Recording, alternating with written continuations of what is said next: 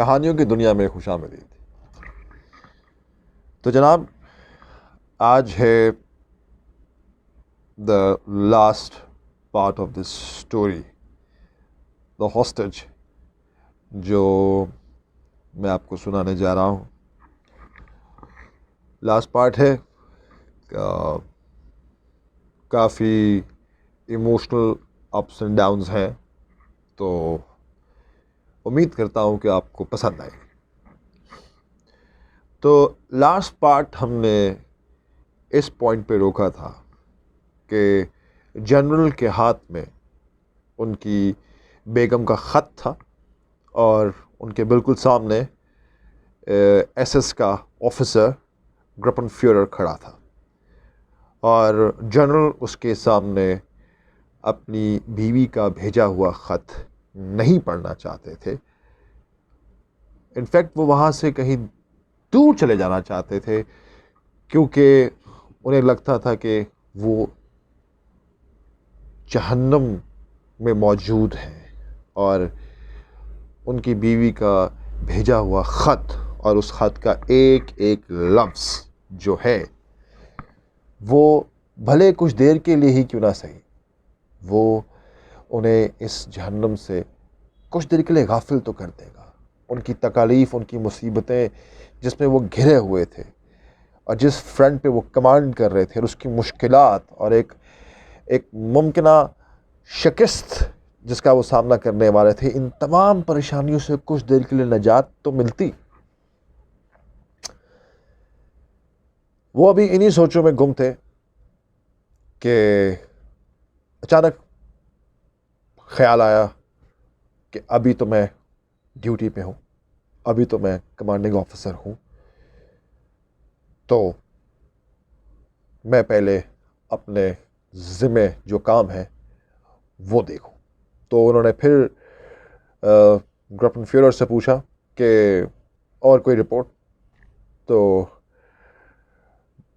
اس نے کہا کہ سینئر میڈیکل آفیسر برامر، ڈاکٹر برامر نے کہا ہے کہ ہمارے پاس اینستھیزیا ختم ہو چکا ہے، ہمارے پاس ڈریسنگ کا سامان ختم ہو چکا ہے، ہمارے پاس مورفین ختم ہو چکی ہے، اس لیے ہسپتال میں مزید زخمی سپاہیوں کو نہ بھیجا جائے، اور جو کوئی زخمی بھیجنے ہیں، اگر بھیجنے ہیں تو انہیں ہسپتال کے باہر موجود میدان میں رکھ دیا جائے، صبح تک وہ خط خود ہی ختم ہو جائیں گے۔ جنرل نے گہری سانس لی اور پھر پوچھا کہ اس کے علاوہ اور کچھ؟ تو گرپن فیورر کہتا، جی 507 آرٹلری ڈویژن کے ایڈجوٹنٹ نے کہا ہے کہ ہمارے پاس ہر توپ کے لیے فائر کرنے کے لیے صرف 10 گولے رہ گئے، اور جو رائفلز ہیں ان میں آدھے سے زیادہ ناکارہ ہو چکی ہیں، تو ہم مزید زیادہ دیر تک دشمن کا حملہ نہیں روک پائیں گے۔ جنرل اس پہ بھی خاموش رہے۔ ابھی وہ سوچ ہی رہے تھے تو گرپن فیورر نے ان کی طرف چبھتی ہوئی نگاہوں سے دیکھا اور کہا کہ تو جنرل، وہ جو 2 سپاہی جو کہ میدان جنگ سے بھاگتے ہوئے پکڑے گئے تھے، ان کا کورٹ مارشل کریں پھر؟ کتنی جلدی تھی اسے، کتنی شدت سے وہ چاہتا تھا کہ ان 2 سپاہیوں کو موت کے گھاٹ اتار کے اس فرنٹ پہ اس خبر کو پھیلا دیا جائے کہ جو ہائی کمانڈ یا فیورر یعنی ہٹلر کے آرڈرز کے اگینسٹ جانے کی کوشش کرے گا، اس کا یہی انجام ہوگا۔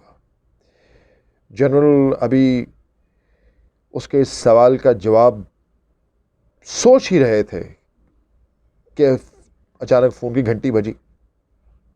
چلو کچھ دیر کے لیے ہی صحیح، مگر جنرل نے سوچا کہ اس کا ایس ایس آفیسر کا دھیان تو بٹے گا، تو اس نے فون اٹھایا۔ تھوڑی دیر بعد اس نے جنرل کو فون دے دیا۔ دوسری طرف جنرل فیوزل تھے، جو کہ اپنی آسٹ بٹالین کی واپسی کا مطالبہ کر رہے تھے کیونکہ ان کے پاس ریزرو کے سپاہی بھی ختم ہو چلے تھے، مگر انہیں اوسٹ بٹالین واپس نہیں کی گئی، ریسیور رکھ دیا گیا۔ گراپن فیورر نے جنرل کی طرف دیکھا اور اس نے کہا کہ جنرل، امید کرتا ہوں کہ میڈم خیریت سے ہوں گی۔ اب یہ صرف سوال نہیں تھا، یہ اس کا ایک طریقہ تھا جنرل کو ان کی ڈیوٹی یاد کروانے کا، کہ کچھ بھی ہو جائے، جو ہائی کمانڈ کا آرڈر ہے وہ فالو ہوگا، اور اگر وہ فالو نہ ہوا تو اس کی پاداش میں خواہ وہ کوئی سپاہی ہو یا ہائی رینکنگ آفیسر، اس کے گھر والوں کو موت کے گھاٹ اتار دیا جائے گا۔ اور اس کا یہ سوال کہ میں امید کرتا ہوں کہ میڈم یعنی کہ ایلویس خیریت سے ہوں گی، وہ جنرل کو بتانا چاہتا تھا کہ آپ بھی اسی کیٹیگری میں آتے ہیں جس میں باقی سب، یعنی کہ ہائی کمانڈ کے احکامات سے ذرا سی بھی ہٹ کے کوئی اپروچ اپنائی گئی تو اس کا انجام آپ کے پیاروں کی موت کی صورت میں نکلے گا۔ جنرل نے کہا کہ ہاں، میں اپنا خط پڑھنا بھول گیا تھا۔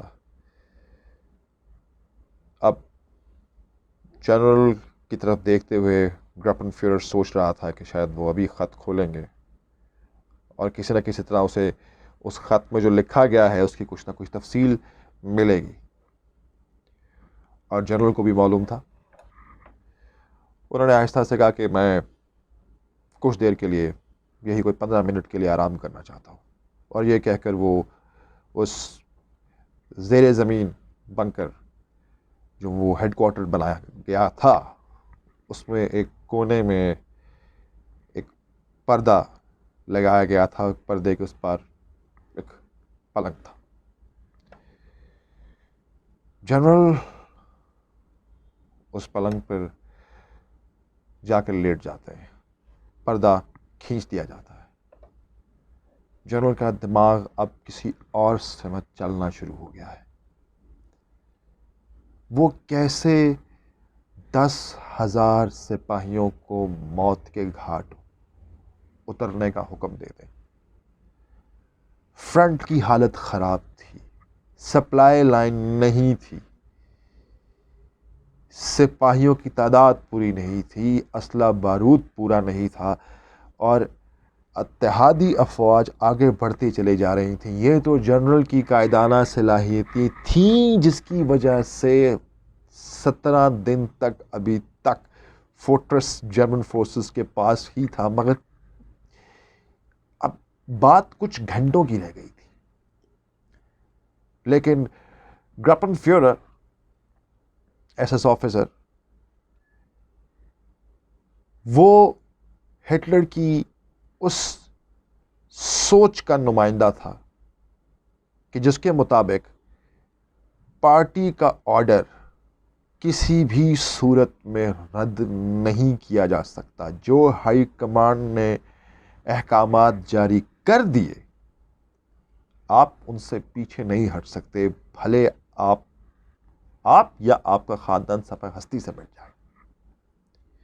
اور اسی سوچ نے جرمنی کو اتنے نازک موڑ، تاریخ کے اس نازک موڑ پہ لا کھڑا کیا تھا۔ رشین افواج علیحدہ بڑھ رہی تھیں برلن کی طرف، اتحادی افواج فرانس تو لے ہی چکی تھی، وہ ان کی پیش قدمی علیحدہ چل رہی تھی، مگر ایسے میں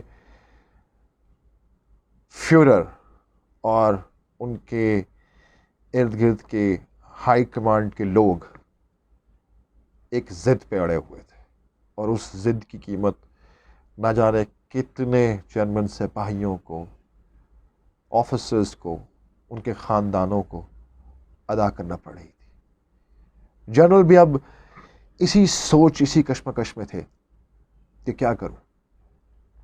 10,000 سپاہیوں کو جو اس فورٹریس میں موجود ہیں انہیں موت کے گھاٹ اتار دو. انہیں دیکھو یا ایلویس کو دیکھو. اگر فرنٹ پہ شکست ہوتی ہے تو اس کا ذمہ دار جنرل کو ٹھہرایا جانا تھا، اور اس کی پاداش میں انہیں بھی گولی مار دی جاتی اور ان کی بیوی کو بھی. ایک طرف بیوی ہے، ایک ایسی ہم سفر، ایک ایسی 3 جوان بیٹوں کی موت کا صدمہ سہے جانے والی خاتون ایلویس. ایک طرف وہ تھی اور ایک طرف وہ ہزاروں جرمن سپاہی جو اس فورٹریس میں ممکنہ شکست اور موت کا انتظار کر رہے تھے. جنرل کو سمجھ نہیں آ رہی تھی کہ وہ کیا کریں، اور جس نتیجے پہ پہنچے، جس نقطے پہ وہ پہنچے، وہ یہی تھا کہ وہ اپنی بیلٹ سے لگا اپنا پسٹل نکالیں اور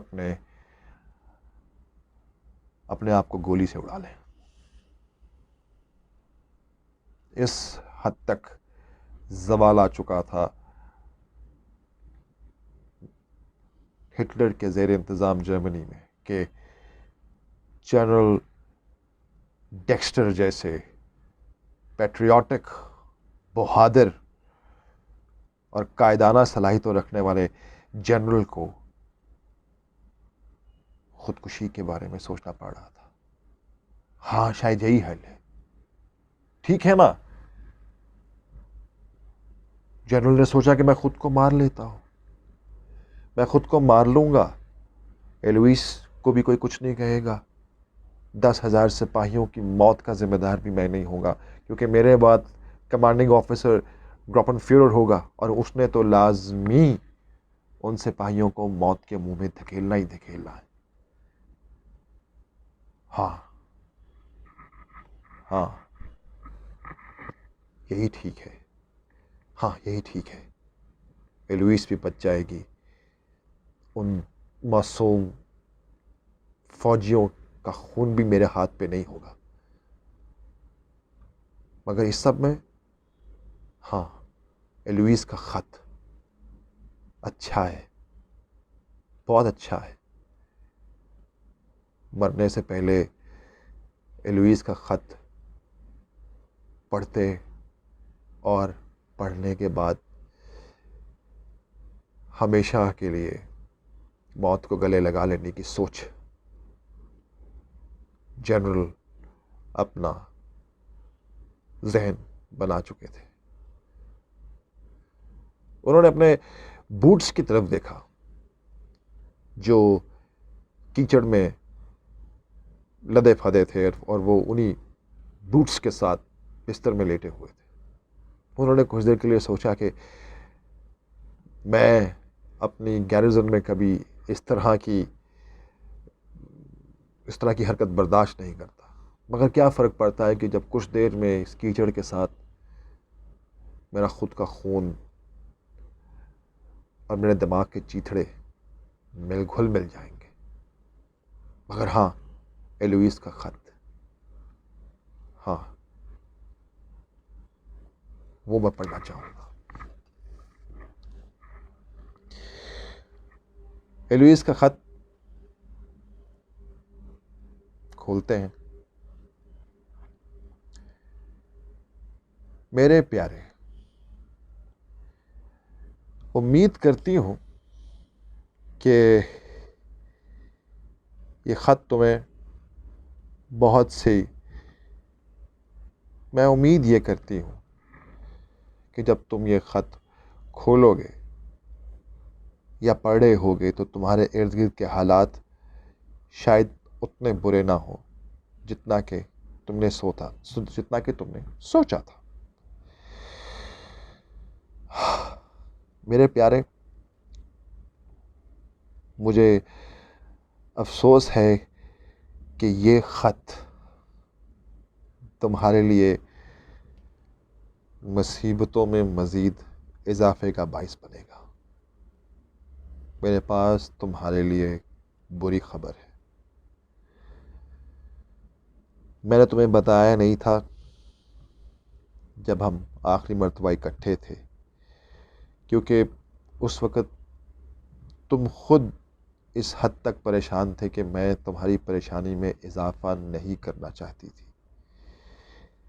میں نے تم سے کچھ چھپایا ہے، لیکن مجھے اب تمہیں یہ بتانا ہوگا. میرے پیارے،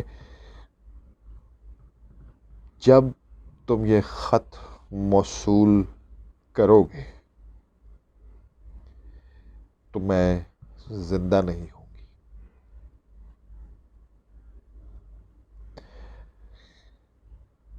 مجھے کینسر ہے. ڈاکٹر مورن ویٹس نے مجھے بتا دیا ہے، لیکن مجھے پہلے سے علم تھا. ہاں، میں نے اصرار ضرور کیا کہ مجھے بتایا جائے، اور انہوں نے آخر کار مجھے بتا ہی دیا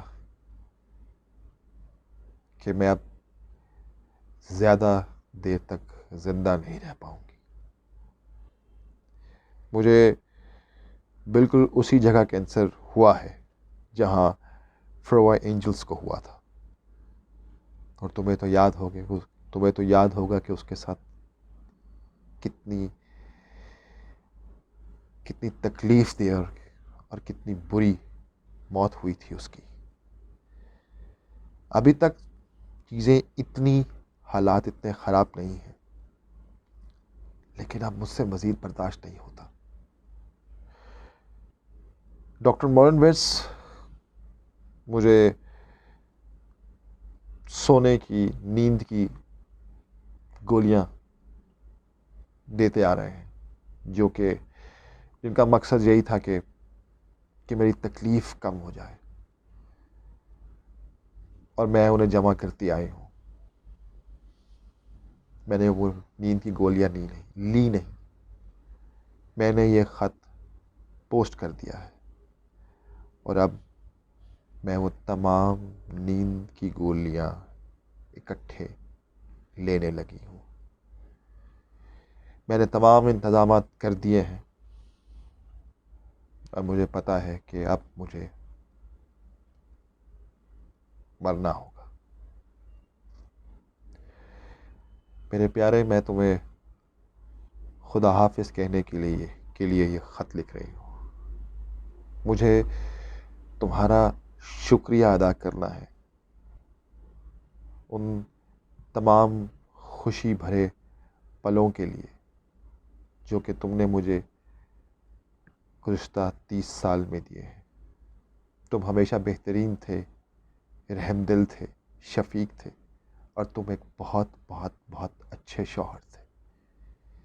میں بہت خوش قسمت رہی ہوں کہ مجھے تم جیسا شوہر ملا. میں سراہتی ہوں تمہاری محبت کو، تمہاری ایمانداری کو، تمہاری رحم دلی کو، اور تمہاری اس سوچ کو کہ جس کے چلتے تم ہمیشہ دوسروں کا خیال پہلے کرتے ہو، خود سے پہلے دوسروں کا سوچتے ہو. میں امید ہی کر سکتی ہوں کہ کاش میں تمہارے لیے کچھ اور زیادہ کر سکتی.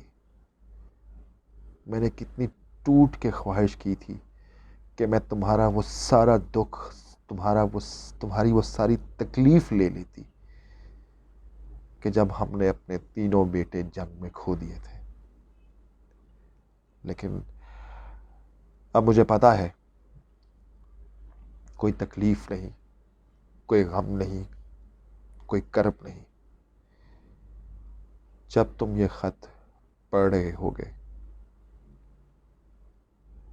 تو میں ہمیشہ کی نیند سو چکی ہوگی. آج میں صرف اور صرف تمہارے بارے میں سوچوں گی، جیسا کہ میں ہمیشہ سوچتی آئی ہوں. میری سوچوں میں صرف تم ہی ہوگے، ہمیشہ کے لیے میرے سب سے پیارے.